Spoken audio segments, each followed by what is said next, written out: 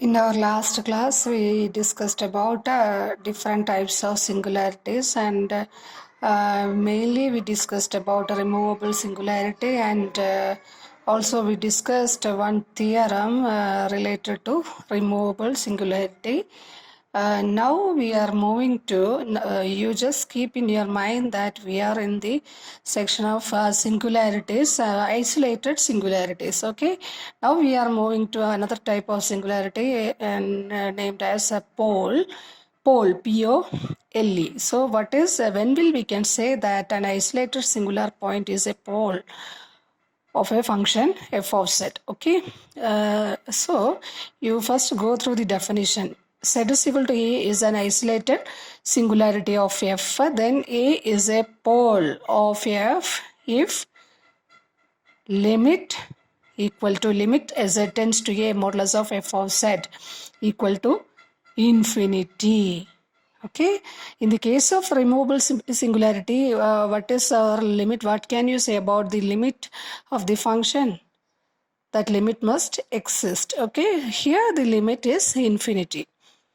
Okay, if the limit is infinity, limit of f of z when z tends to A is a pole if limit z tends to A modulus of f of z equal to infinity. So, നിങ്ങളത് വ്യക്തമായിട്ട് മനസ്സിലാക്കണം. Removable singularity ആവുന്ന സമയത്ത് എന്താണ് സംഭവിക്കുന്നത്, Paul ആവുന്ന സമയത്തിൽ എന്താണ് വരുന്നത് എന്നുള്ളത് നിങ്ങൾ വ്യക്തമായിട്ട് തന്നെ മനസ്സിലാക്കണം കേട്ടോ.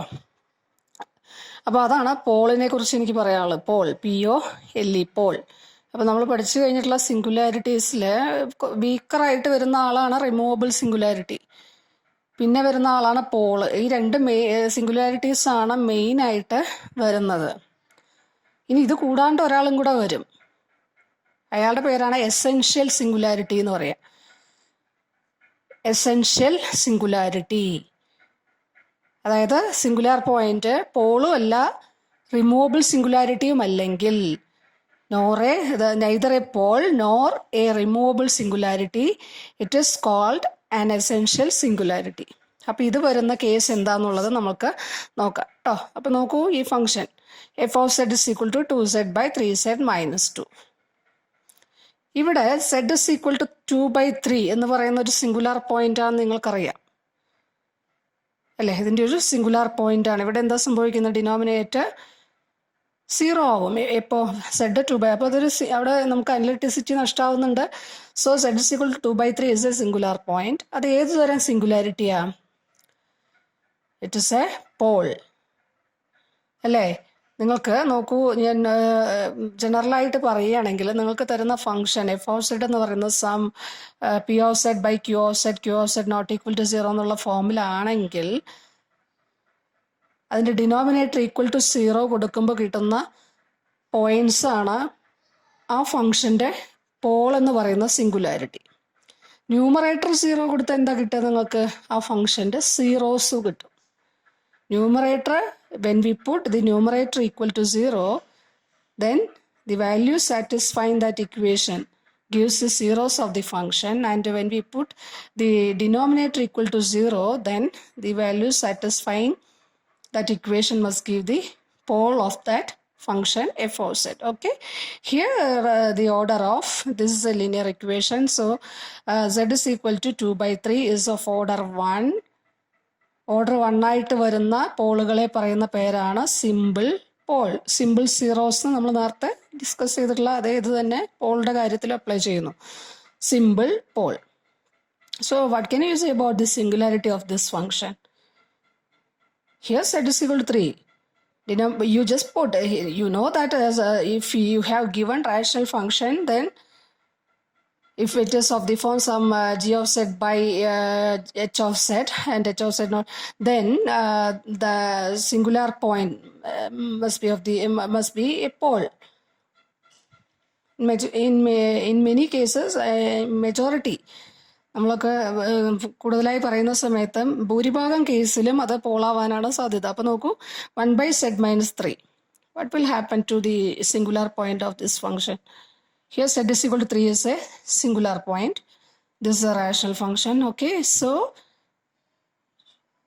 z is equal to 3 is a pole. What is the order of that pole? Here the order is equal to 2.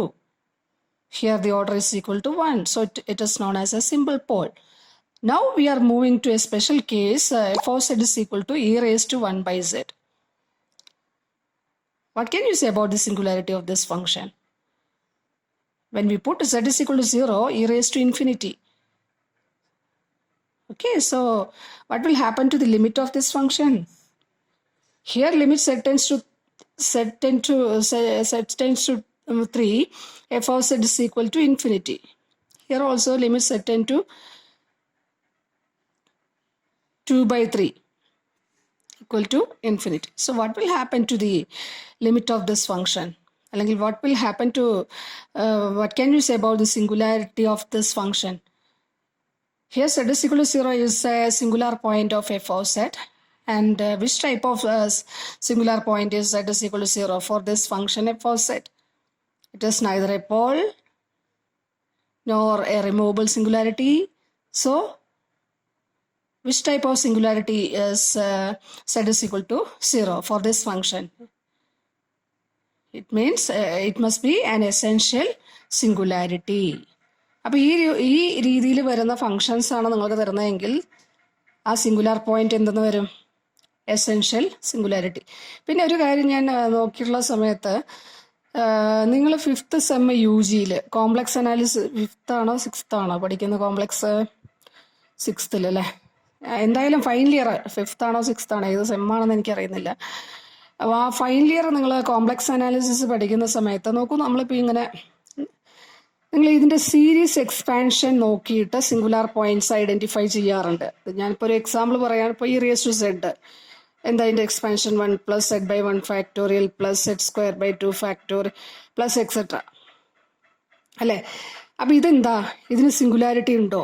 Singular point ഉണ്ടോ ഫൈനൈറ്റ് കോംപ്ലക്സ് പ്ലെയിനിൽ? ഫൈനൈറ്റ് കോംപ്ലക്സ് പ്ലെയിനിലാണ് ഇല്ല, ഇതിന് സിംഗുലാരിറ്റി ഇല്ല. ഇതൊരു എൻറ്റയർ ഫംഗ്ഷനാണ് അല്ലേ? ഇനി ഇപ്പോൾ ഇതിന് പകരം ഇതാണ് നിങ്ങൾ എടുത്തിട്ടുള്ളത്, സെഡിന് പകരം 1/z എടുത്തു. അപ്പോൾ ഇതിൻ്റെ എക്സ്പാൻഷൻ എങ്ങനെയാണ് വരിക? 1 + 1/z/1 factorial plus 1/z²/2 factorial plus 1/z³ 3 അല്ലേ? അപ്പോൾ ഇവിടെ z is equal to 0 എന്ന് പറയുന്നതാണ്. നോക്കൂ, z is equal to 0 ഒരു സിംഗുലാർ പോയിന്റ് ആണ്. What can you say about here? We have, നോക്കൂ, ഇതിനെ സീരീസ് ആയിട്ട് എക്സ്പാൻഡ് ചെയ്യുന്ന സമയത്തിൽ ഞാനിപ്പോൾ നിങ്ങൾ ലോറൻസ് സീരീസ് എല്ലാം നിങ്ങൾ പഠിച്ചു കഴിഞ്ഞാണ്, ഞാനത് നിങ്ങൾ പഠിച്ചിട്ടുണ്ടോ എന്നുള്ള സംശയം തീർക്കാൻ വേണ്ടി ഒന്ന് വെരിഫൈ ചെയ്തു. അപ്പോൾ നിങ്ങൾ പഠിച്ചിട്ടുണ്ട്. അപ്പോൾ ആ ചർച്ചിലിൻ്റെ ആ ഒരു പേജും കൂടെ ഞാൻ നിങ്ങൾക്ക് ഗൂഗിൾ ക്ലാസ് റൂമിൽ പോസ്റ്റ് ചെയ്തിട്ടുണ്ട്. അതിൽ കൂടെ ഒന്ന് പോകണം നിങ്ങൾ. അപ്പോൾ നോക്കൂ, നിങ്ങൾ ലോറൻ ഡെവലപ്മെന്റ് അല്ലെങ്കിൽ ലോറൻ സീരീസ് എക്സ്പാൻഷൻ പഠിച്ചിട്ടുള്ള സമയത്ത് നമ്മൾ ആൻലാർ റീജിയന്റെ ഇതിലാണല്ലോ പറയുക. അവിടെ ആൻലാർ റീജിയനിലാണ് അവിടെ അനലറ്റിസിറ്റി പറയുന്നത്, ഈ റീജിയനിൽ അല്ലേ? അപ്പോൾ അവിടെ ഫംഗ്ഷനെ നമ്മൾ എന്ത് ചെയ്യുന്നു? ഈ രീതിയിൽ, ഇതാണ് ചർച്ചിലിൻ്റെ ടെക്സ്റ്റ്. അപ്പോൾ ഇവിടെ നിങ്ങൾ function σn is equal to 0 to infinity an z - z0 raised to expansion ആണ് കേട്ടോ അതിൻ്റെ പറയുന്നത് അല്ലേ? ഇവിടെ എന്താ വരുന്നത്? ഡിനോമിനേറ്ററിലാണ് വരുന്നത് അടുത്ത പാർട്ടിൽ അല്ലേ? z - z0 എന്ന് പറയുന്നത് ഡിനോമിനേറ്ററിലാണ്. അപ്പോൾ ഇതിനെ നോക്കൂ, ഈ പാർട്ട് എന്ന് പറയുന്നത് ചില ഫംഗ്ഷന് ഈ പാർട്ട് ഉണ്ടാവില്ല. അതാണ് ഞാൻ ആദ്യം പറഞ്ഞ e⁻z കേസ്. അവിടെ ഡിനോമിനേറ്ററിൽ z ടേംസ് നിങ്ങൾക്ക് കിട്ടിയോ? ഇല്ല, അവിടെ ഇത് മാത്രമേ ഉള്ളൂ. അപ്പം നിങ്ങൾ ശ്രദ്ധിക്കേണ്ടത് ഈ പാർട്ട് എന്ന് പറയുന്ന അനലിറ്റിക് പാർട്ടും ഈ പാർട്ട് എന്ന് പറയുന്നത് പ്രിൻസിപ്പൽ പാർട്ട് അല്ലെങ്കിൽ സിംഗുലാർ പാർട്ടുമാണ്. Analytic part and singular part Laurent സീരീസിൽ കിട്ടിയോ? അപ്പോൾ ഈ സിംഗുലാർ പാർട്ടിനകത്ത് ഈ ഡിനോമിനേറ്ററിലെ z, ഈ സിംഗുലാർ പാർട്ടിനകത്ത് ടേംസ് ഒന്നും വരുന്നില്ലെങ്കിൽ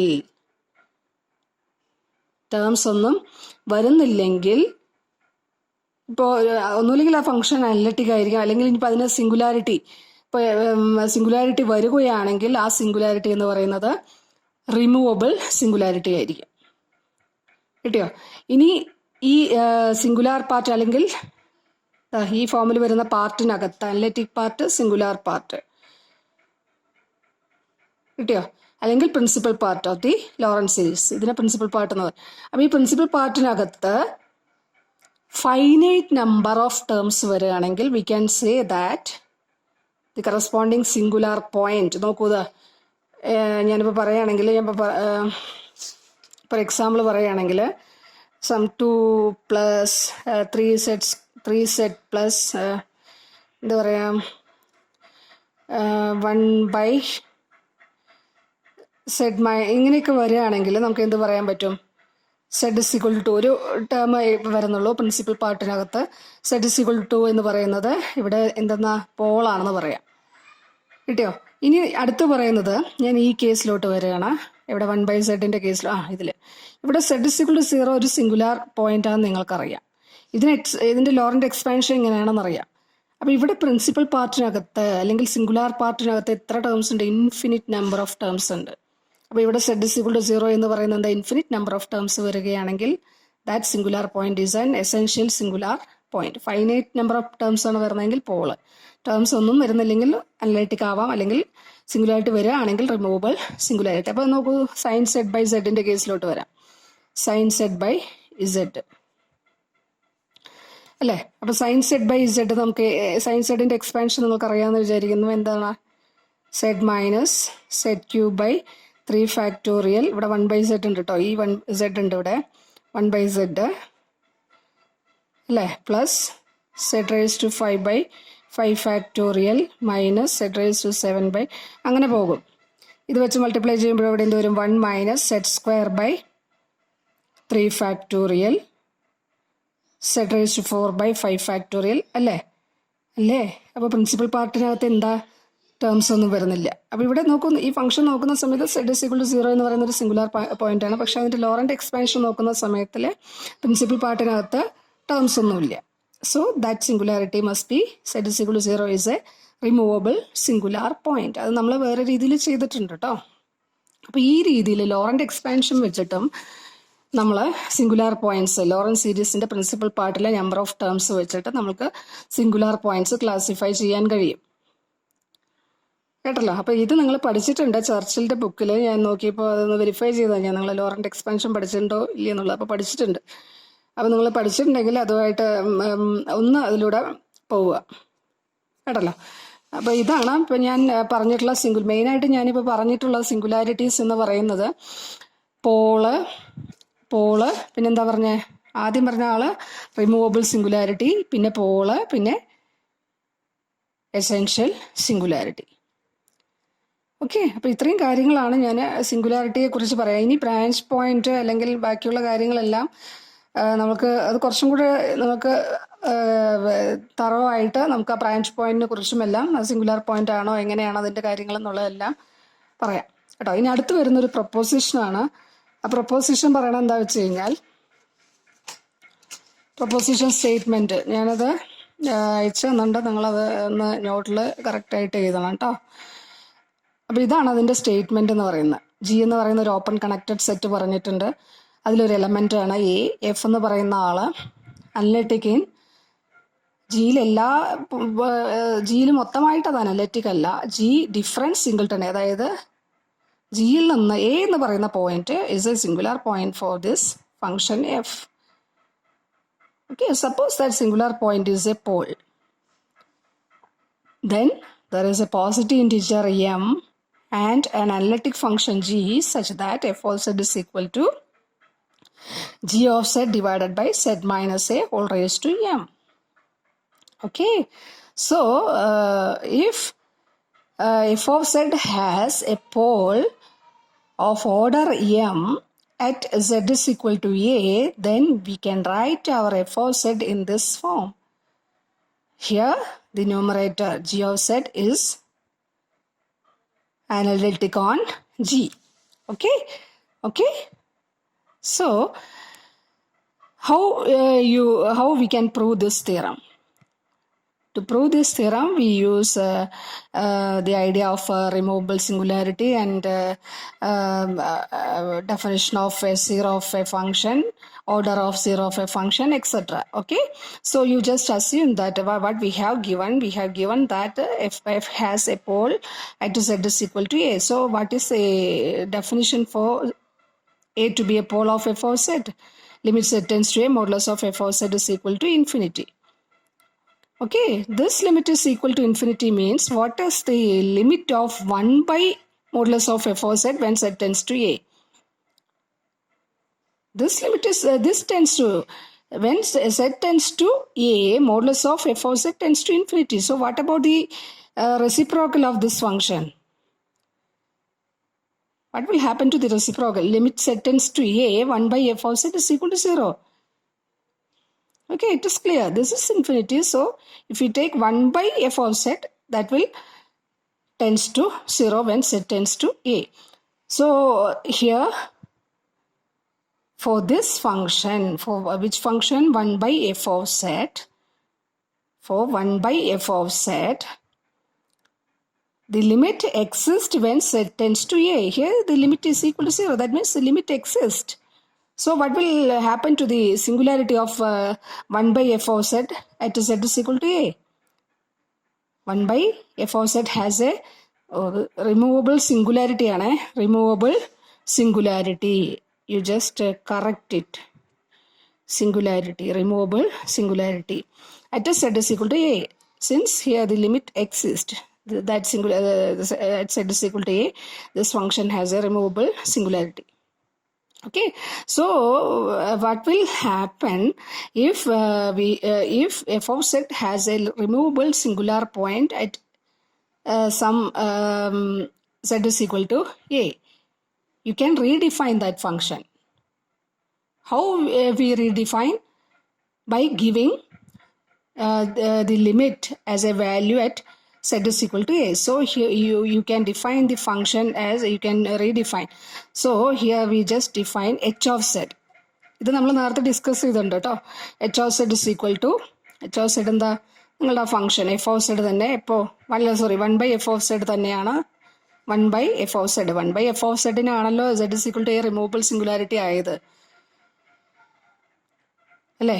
അപ്പോൾ ഇവിടെ z is equal to എയിൽ മാത്രമാണ് അനലിറ്റിസിറ്റി പ്രശ്നം വന്നത്. അപ്പോൾ z is equal to എയിൽ ലിമിറ്റ് എക്സിസ്റ്റ് ചെയ്യുന്നതുകൊണ്ട് ഫംഗ്ഷൻ്റെ വാല്യൂ എങ്ങനെയായിട്ട് ഡിഫൈൻ ചെയ്താൽ മതി? ആ ലിമിറ്റ് നമ്മൾ നേരത്തെ ചെയ്തിട്ടുള്ളതാണ്. z is equal to എയിൽ, z not equal to എയിലെല്ലാം ഇത് തന്നെയാണ്. 1 by f of z ആ ഫംഗ്ഷൻ തന്നെയാണ്.